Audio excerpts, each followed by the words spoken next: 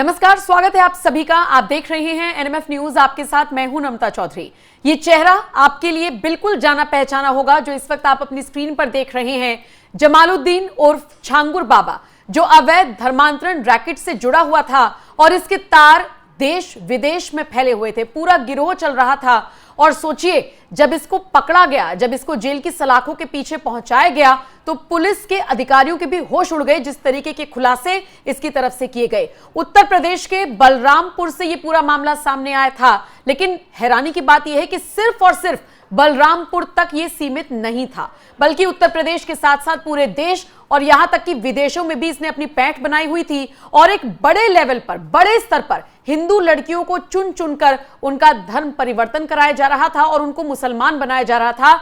सोचिए, 1500 से ज्यादा लड़कियों का यह धर्मांतरण करा चुका था और इसमें इसकी सहयोगी नीतू, जिसे कहा जा रहा है, कोई उसका नाम नसरीन बता रहा है। सोचिए कैसे इसने ये पूरा रैकेट चलाया हुआ था। जैसे ही योगी सरकार को और योगी की पुलिस को इसकी भनक लगी, उसके बाद से ही इसका जो हश्र है वो हम सब देख रहे हैं और एक मिसाल के तौर पर सामने आ रहा है, क्योंकि खुद उत्तर प्रदेश के मुख्यमंत्री योगी आदित्यनाथ ने डंके की चोट पर कहा था कि ऐसे जल्लादों को बख्शा नहीं जाएगा। योगी आदित्यनाथ ने क्या कुछ कहा था वो मैं आपको आगे सुनवाऊंगी, लेकिन उससे पहले आज की, अब की, इस वक्त की जो बड़ी खबर सामने आ रही है वो आपको जान लेनी चाहिए। और वो खबर ये है कि जमालुद्दीन उर्फ छांगुर बाबा के अवैध घर पर, अवैध संपत्ति पर बुलडोजर दहाड़ रहा है।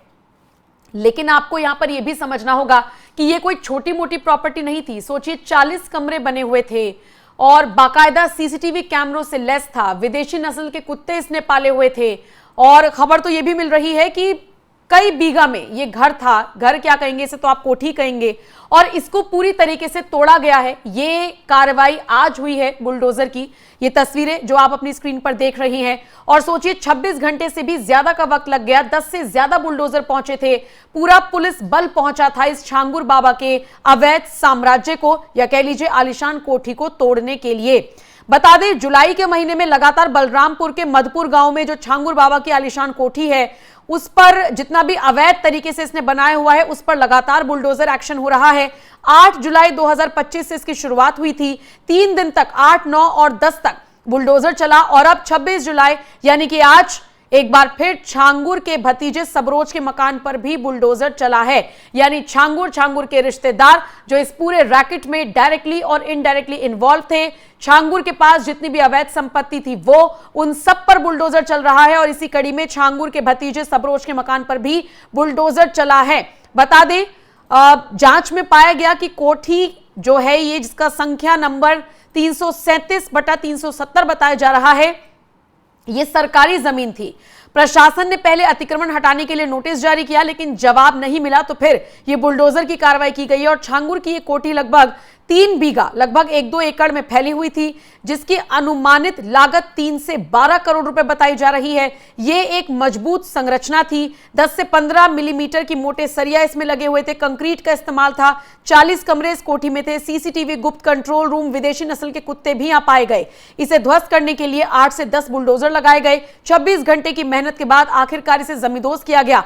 पहले दिन 20% और दूसरे दिन 80% अवैध निर्माण को गिराया गया और तीसरे दिन बाकी का हिस्सा ध्वस्त किया गया। अब 26 जुलाई को छांगुर के भतीजे सबरोज के मकान पर भी बुलडोजर चला है। यानी कुल मिलाकर देखा जाए तो छांगुर हो या छांगुर के जितने भी ये भतीजे, या कह लीजिए जितने भी रिश्तेदार हैं जिन्होंने छांगुर की मदद से ही ये कोठियां खड़ी कर रखी थी, इन सब को पूरी तरीके से तोड़ा जा रहा है। ये बुलडोजर की कार्रवाई जो आज सुबह से चल रही है, ये लगातार आप देख रहे हैं।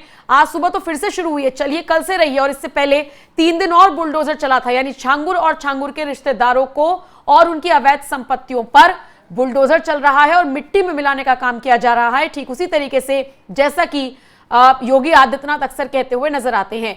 बहरहाल, जल्लाद कहते हुए क्या कुछ कहा था योगी आदित्यनाथ ने छांगुर जैसे बाबा पर, आइए सुनिए। अभी समाज विरोधी और राष्ट्र विरोधी कार्रवाई में लिप्त तत्वों के खिलाफ कैसे कार्रवाई हो रही है। कल बलरामपुर में आपने देखा होगा, एक जल्लाद को हम लोगों ने वहां पे भी गिरफ्तार किया है। कैसे वहां हिंदू बहन बेटियों के इज्जत के साथ खिलवाड़ करता था। पैसे में सौदेबाजी करता था, लेकिन अब ऐसे तत्वों के साथ सख्ती की जा रही है। हम समाज को भी टूटने नहीं देंगे, राष्ट्र विरोधी और समाज विरोधी तत्वों को भी चकनाचूर करके रहेंगे और धरती माता के स्वास्थ्य की रक्षा भी करेंगे, मां की स्मृतियों को भी जीवंत बनाएंगे। यह अभियान इसी का परिणाम है। तो योगी आदित्यनाथ ने क्या कुछ कहा आपने सुना, और वो एक दो बार और भी बोल चुके हैं। मतलब उनका सीधे तौर पर संदेश है, माफिया गिरी नहीं चलेगी उत्तर प्रदेश में, और अगर अवैध कब्जा किया जाएगा और पकड़ में आ गया तो फिर इसी तरीके से बुलडोजर चलेगा। आप देख रहे हैं एक से ज्यादा बुलडोजर खड़े हुए हैं और कितनी संपत्ति है ये भी मैंने आपको पूरा आंकड़ा बता दिया। लेकिन जब ये बुलडोजर कार्रवाई हुई तो इस दौरान एक पुलिस अधिकारी ने क्या कुछ बताया, जरा उनकी बाइट भी सुन लीजिए। आज क्या कार्रवाई हो रही है? आज कैलाश थाना क्षेत्र के अंतर्गत एक निर्माण पाया गया था, जो कि नवीन प्रतिदिन बनाया गया था। नियमानुसार इसको नकली की कार्रवाई की गई है। इसकी बावजूद इसका निर्माण नहीं किया, उसके लिए आज प्रशासन की टीम के द्वारा।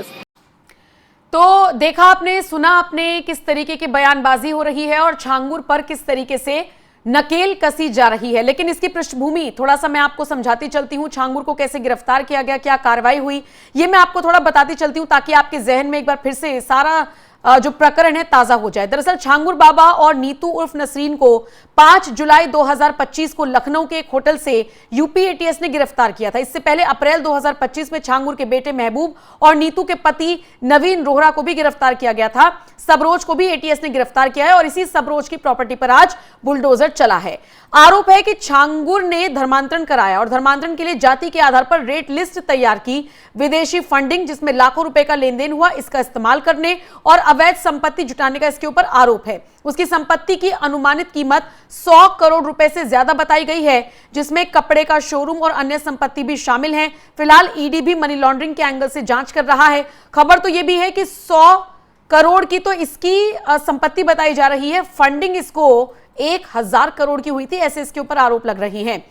अच्छा, इसके अलावा मामले की गंभीरता को देखते हुए बलरामपुर में 14 ग्राम पंचायत अधिकारियों का भी तबादला किया गया है, खासकर उसी इलाके का जहां से छांगुर आता था, यानी जहां पर छांगुर का प्रभाव था। यानी जो निष्पक्ष कार्रवाई होनी चाहिए, इसमें किसी की मिलीभगत ना हो, इसको ध्यान में रखते हुए फेरबदल भी किए जा रही हैं प्रशासनिक तौर पर। और दूसरी बात, छांगुर को लेकर तो लगातार कार्रवाई की ही जा रही है और अब बारी आई है छांगुर के भतीजे सबरोज की। वो भी पहले से गिरफ्तार है, एटीएस ने उसे भी गिरफ्तार कर लिया था और अब उसकी अवैध संपत्ति पर बुलडोजर दहाड़ा है, जैसा कि मैं आपको शुरुआत से बता रही हूं। कुल मिलाकर छांगुर और उसके सहयोगियों की करोड़ों की प्रॉपर्टी पर इसी तरीके से बुलडोजर एक्शन लगातार जारी है। अब आप इस खबर को लेकर क्या राय रखते हैं, कमेंट सेक्शन में आप अपनी राय हमें जरूर दीजिएगा। और जिस तरीके से योगी सरकार काम कर रही है ऐसे धर्मांतरण कराने वाले सो कॉल्ड बाबाओं के खिलाफ, इस पर आपका क्या कुछ कहना है, कमेंट सेक्शन में बताना मत भूलिएगा। नमस्कार।